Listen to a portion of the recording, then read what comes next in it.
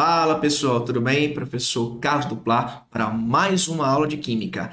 E neste vídeo iremos falar um pouco sobre a transformação isovolumétrica. Caso você queira assistir sobre a transformação isobárica e isotérmica, vai aparecer um card aqui com o link dos vídeos. E também deixarei esses links aqui na descrição. Vamos para a nossa aula?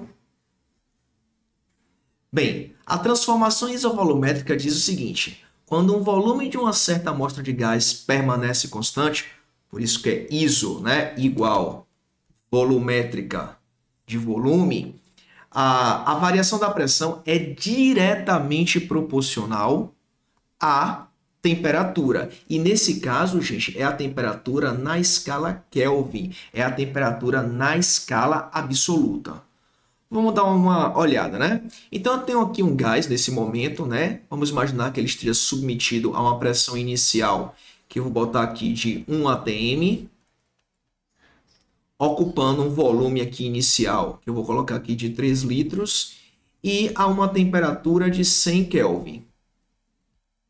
Após sofrer uma transformação isovolumétrica, então a gente tem que o volume tem que permanecer o mesmo. Então, o volume final, volume V2, também são 3 litros. Nesse caso, caso eu aumente a temperatura para 200 Kelvin, olha o que aconteceu, eu dobrei a temperatura. Como pressão e temperatura são grandezas diretamente proporcionais, então a pressão final, a pressão 2, também será dobrada, passará a ser 2 atm. E veja que faz sentido, por quê? Considerando que o volume permanece o mesmo, se eu aumentar a temperatura, eu aumento o grau de agitação das partículas. Portanto, eu vou aumentar a frequência com que essas partículas colidem com a parede do recipiente, que no caso é a pressão. Essa transformação foi estudada por dois caras chamados de Charles e Gay-Lussac. Por esse motivo, é conhecido como Lei de Charles e Gay-Lussac.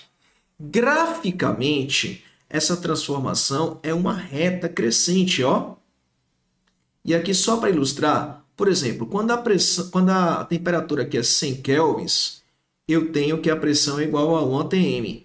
Se eu aumentar, por exemplo, em 6 vezes a temperatura, né, eu também aumento a minha pressão em 6 vezes. Então, ele passa a ser 6 atm. Note que, nesse caso, são grandezas diretamente proporcionais.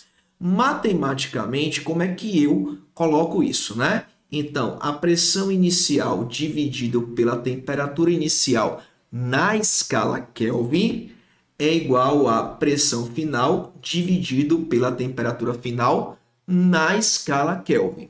Bom, essa transformação, ela também é conhecida, gente, como transformação isocórica. É o nome que aparece com muita frequência. Então, transformação isocórica. Belezinha? Pausa esse vídeo, dá aquele print maroto. Não esquece depois de passar para o caderno. E aproveita, curte esse vídeo, porque isso ajuda bastante ao prof e não custa nada. E caso você tenha algum comentário a fazer, coloca aí. É muito bacana para a gente que produz conteúdo. Vamos ver um exercício de aplicação dessas informações aí. Bom, tem aí, um recipiente fechado contém hidrogênio a temperatura de 30 graus Celsius e pressão de 600 mmHg, que aqui é uma outra unidade de pressão, tá?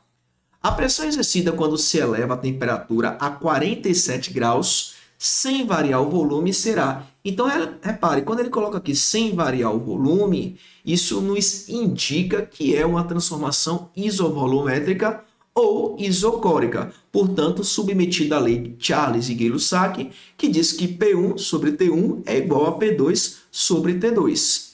Bom, nesse caso, nós temos aqui o seguinte: a pressão inicial que a questão nos traz, se você olhar aqui, ó, é uma pressão de 606 mmHg. A uma temperatura, gente, inicial de 30 graus Celsius. Note que ele quer saber qual é a pressão exercida, então ele quer saber quem é P2, né? É o que ele quer quando a temperatura se eleva a 47 graus Celsius. Tá aqui os dados.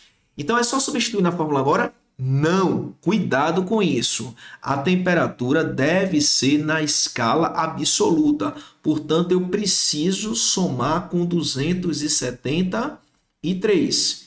Então, aqui dá 303 Kelvin. E aqui, somando com 273, né? Eu tenho 320 Kelvin. Agora sim, eu posso aplicar na fórmula. Tá? Então, vamos lá. Quem é P1? P1, nesse caso, é 606. Quem é T1? 303. P2 é o que ele quer saber. Já colocou aí. E T2, 320. Eu sei que, geralmente, quando nós chegamos a essa situação, nós costumamos fazer o produto do meio pelo produto dos extremos, o famoso cruz credo. Mas eu queria que vocês atentassem que isso daqui é uma divisão simples de fazer, cujo resultado é igual a quanto, gente? 2. 606 dividido por 303 igual a 2. Então, isso vai ser igual a P2 sobre 320. Como o 320 está aqui dividindo, passa para cá multiplicando. Então, portanto, queridos, você vai ter que P2 é igual a 2 vezes 320. Logo, P2 vai ser igual a 640, não esquece a unidade, milímetro de mercúrio, que a letra E de excepcional. Fácil, não é? Então, caso você queira aprofundar mais o conhecimento, aqui na descrição terão vídeos, né? Terão links sobre vídeos de exercícios resolvidos sobre transformação isovolumétrica. No mais, caso você não tenha ainda curtido, aproveita agora, é a última oportunidade, curte, comenta e compartilha com o seu colega. Afinal, é muito bom compartilhar conhecimento. Forte abraço e até a próxima!